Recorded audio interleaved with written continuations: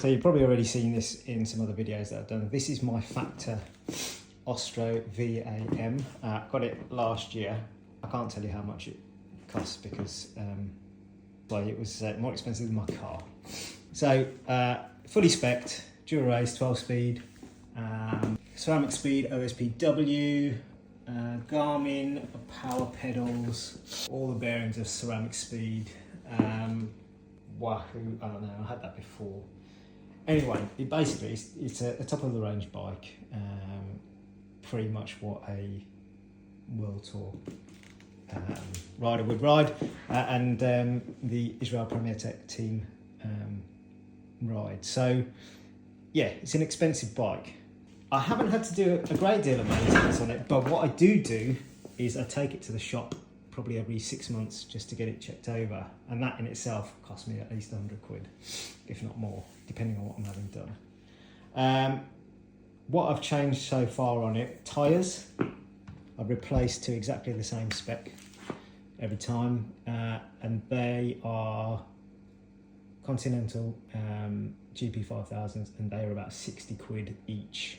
Okay, so not your bog standard £30 tyres. And I've had to replace both twice, I think, in the last year, but I do about 10,000 miles a year.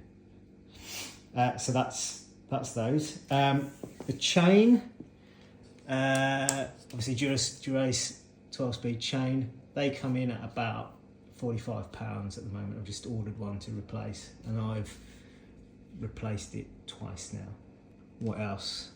Brake pads. Right, brake pads, I think just I had them replaced a few months ago. Off the top of my head, I think they were £25 a pair. I had both sides done, so £40 to £50 replacement on those. I had a problem with the bearing on the on my front wheel. It had worn out in the first sort of 6 months. I think there was probably some water or dirt that got into the bearing, so they had to be replaced. Now I got it under warranty, so, but I think to replace one, a wheel bearing, was going to cost me £120 if I was going to have to replace that.